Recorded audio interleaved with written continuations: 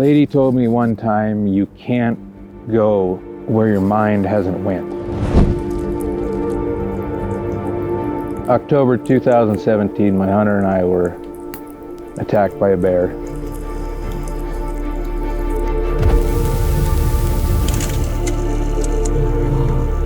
We left camp thinking we were going for a nice evening hunt. Finally shot her elk. I can remember telling her, this is great, we're only a mile from camp. We'll be back eating steak in an hour and a half. Here, you're in grizzly country, and it is a bit different in that you as the hunter are here alongside of an apex predator, the grizzly bear.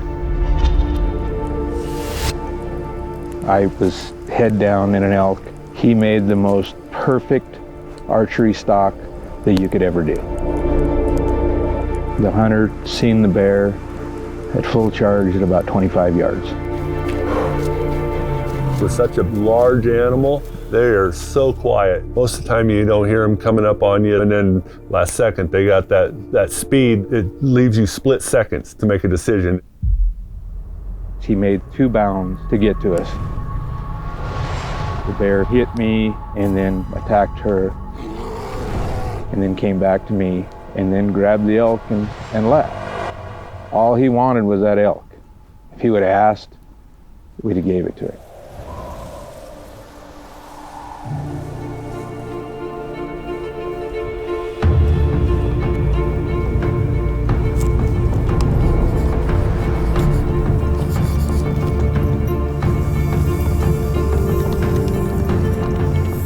Wyoming. It's home to some of the wildest and most pristine wilderness in the lower 48.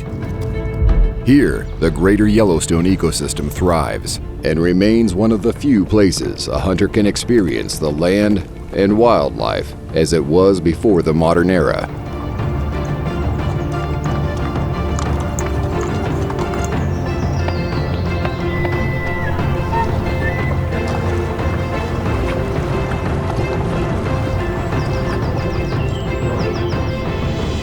But with these wild places come real dangers. Knowledge and preparation go a long way toward reducing risks and keeping people safe. For the professional outfitter and guide, safely hunting with clients in bear country is a serious undertaking that requires a strong awareness of bears and a thorough knowledge of their behavior and biology. We're seeing bears in places where we haven't seen bears in 100 years. In 1975, grizzly bears were put on the endangered species list, and they think that there was between 125 and 150 bears in the whole ecosystem. And since then, we've had a long, slow recovery, but now we have a lot higher densities of grizzly bears in the ecosystem and a much further distribution. It's really important for us to minimize conflicts and minimize human-caused bear mortality.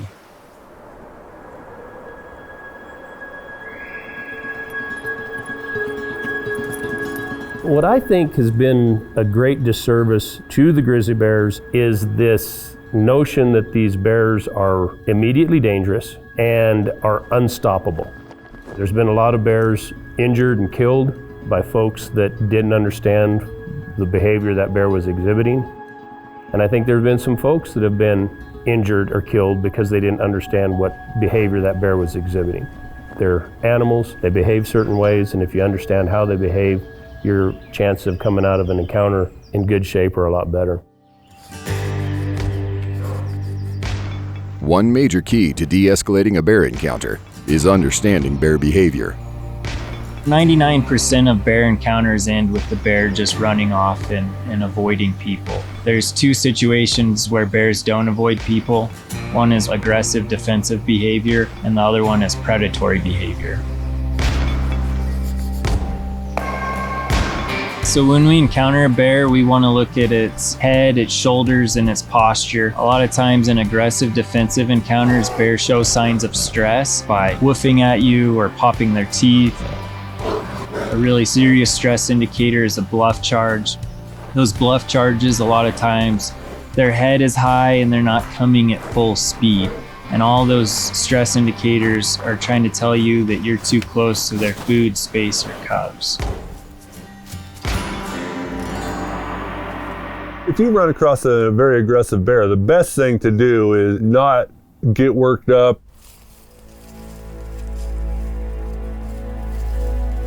You try to run or get excited or make sharp moves or whatever, that could cause more aggression. If you run, then that kicks in their predatory instinct. In those situations is get your deterrent ready, stand your ground, and then when he gives you an opening, back off slowly. Keep your eye on him. You certainly never want to turn your back on him.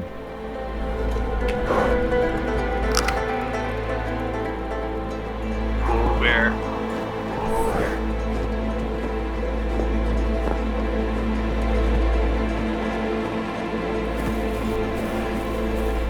If a bear is exhibiting defensive behavior and makes contact before you can use a deterrent, drop and cover by lying flat on your stomach. Interlock your fingers and cover your neck. Protect your face and vital organs. Spread your legs shoulder width apart to prevent the bear from rolling you over. Do not yell or fight back. Once the bear feels the threat is neutralized, it will break off the attack. Make certain the bear has left the area before you move. Though extremely rare, predatory behavior occurs for a variety of reasons. One cause for predatory behavior is human food conditioning. As bears receive more human food rewards, they begin to lose their natural fear and respect of people. It's not very common, but those bears are much more bold and they don't show signs of stress. You might be aware of that bear for a long length of time. They're intent on killing you to eat you as a food source. Unlike defensive behavior, a predatory bear will not exhibit stress as it approaches you. Its posture will show more confidence and focused intensity. If you are unable to use your deterrent in time, then fight back. In a defensive attack, play dead and protect your neck and organs. In a predatory attack, fight back. A bear may approach because it's curious, habituated, or testing its dominance. It's important to assess the bear's behavior and in non-defensive encounters, act assertive.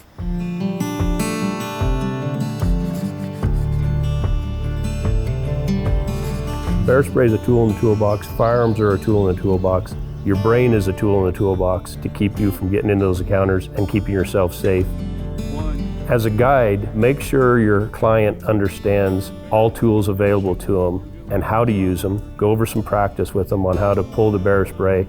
Also, how to be proficient with their firearm and possibly the firearm that the guide is carrying. For most people that are recreating in the wild, bear spray is probably the easiest to learn how to use and be proficient at. When we investigate cases where people shoot bears in self-defense, I would say about 50% of the time they still get injured before they're able to kill the bear or the bear leaves on its own. That's why bear spray is advantageous, because it makes that big cloud and it shoots out 25 to 30 feet. Always keep your bear spray on you or within reach. Bear spray is useless if it's in your backpack or not quickly accessible. When deploying bear spray, pull it from the holster and remove the safety clip. Pressing the top trigger down, begin spraying low to the ground and build a wall upward in an X or Z pattern. You need to think that you're building a wall between you and the bear. You're doing an X pattern, spraying it and keeping it low to the ground, because that's how those bears come in, is they're generally low to the ground. And if you can build that wall of spray so they hit that, that's the best way to deploy bear spray. As a guide, it's important to think about the skill level of your client when planning how to deter a bear in the field.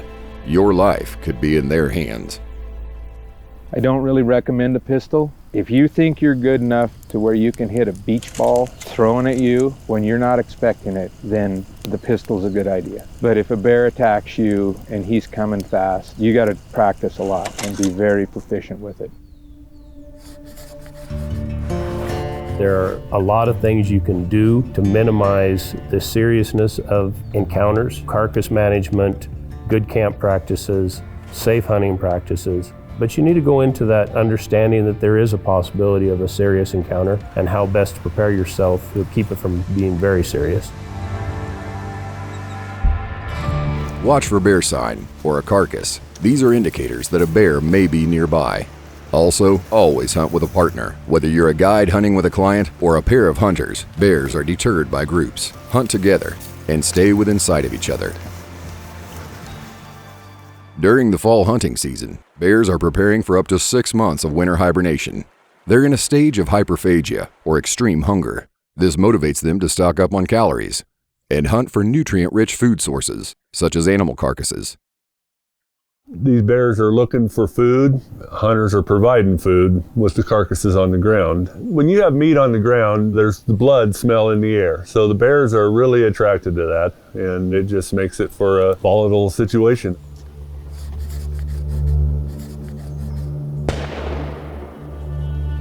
After a hunter makes a successful kill, the guide will begin processing the animal in the field while the hunter stands watch for any bears approaching. As a guide, this is one of the most vulnerable scenarios you can be in because you are relying on your client, who may have very little field experience to protect you against an impending bear encounter. Many of the recent bear-related fatalities and injuries have happened during this exact moment. It's critical that you and your client have practiced and have a plan in place. That little bit of preparation could save you or your client's life. As a guide, you're going to be dependent upon your client to be your backup, to be watching for you when your eyes are down working on that elk. Guides need to practice and talk with their hunters about we're in bear country and this is what could happen and this is what we need to do. And do you know how to operate a pistol? Do you know how to operate bear spray? A hunter might shoot his rifle 100 times. He's never pulled bear spray. It's a good thing to get that muscle memory, to try and use it as much as we can.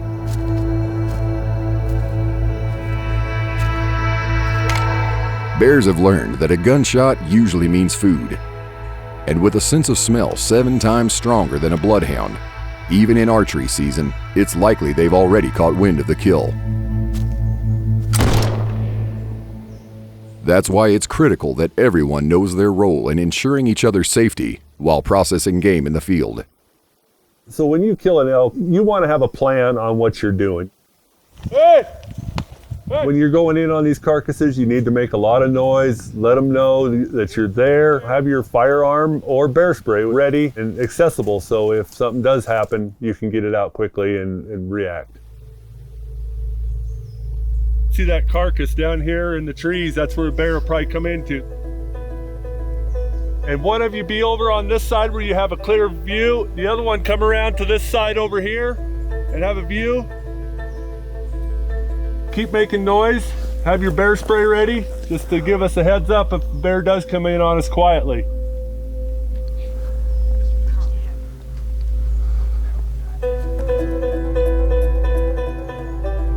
You need to know the lay of your land, the way the wind's blowing. The bears are typically going to come in from downwind where they can smell. As you are taking it apart, you're releasing more odor into the air, so the chances of a bear coming in increase. As a guide, you have a number of tools at your disposal to prevent a bear encounter. In addition to having your client keeping watch with firearm and bear spray ready, if you have horses with you, place them at different points around the kill. Horses are a great alarm and will identify a bear and alert much sooner than a human will. Horses also have a large presence and often discourage bears from approaching any closer. You know, if a bear comes in, they're going to perk up, they're going to snort, they're going to stomp, do something. So you can look for those signs to let you know. In addition to horses, if you can gather more people to the site, you can post them as additional lookouts. If a bear sees a group of people, they're more likely to keep a safe distance and wait for you to leave the area.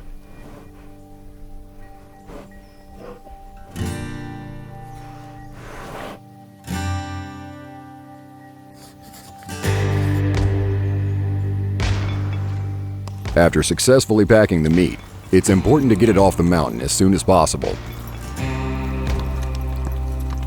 When bringing meat back to camp, it must be hung on a meat pole to prevent bears from getting to it. When an elk comes back into camp to get hung at the meat pole, gather up a few more people. The more eyes out there, the better, and the more noise, the better.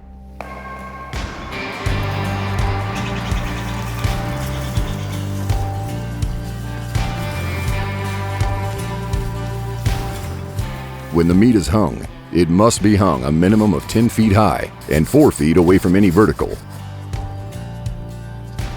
Bears will be attracted to it, so the meat pole must be posted a minimum of 100 yards from camp. Everything's done correctly, the bears aren't going to get anything there, but the smell of that blood and the meat brings those bears into camp. We don't want bears hanging around camps, so we really encourage outfitters and hunters to get those carcasses packed out back to the trailhead and off the forest as quickly as they can. Elk meat isn't the only camp attractant for bears. Human food and garbage, as well as livestock feed, will draw bears in, looking for an easy food reward. The bears have a tremendous sense of smell, so if you're leaving food out or garbage or trash or whatever laying around, they're going to be able to sense that, come in, and if they do get a reward, they'll start associating food with people.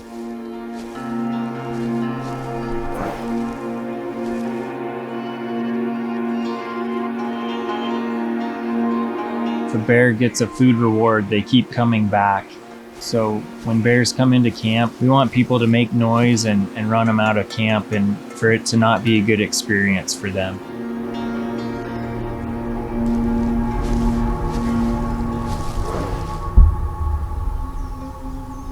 A clean camp is key. Guides and hunters need to manage the safe storage of food and animal feed. Using bear-safe containers and elevated storage helps prevent bears from being attracted to camp and gaining food rewards. We don't keep any food or anything in our sleeping tents. We have food storage containers. They're certified bear-proof. Our grain, our horse feed is all stored in a cache. It's hung up in a bear-proof area where they can't get to. Our trash bags out here, every night before we go to bed, they are hung to make sure there's no attractants or any reward for a bear to get in this camp.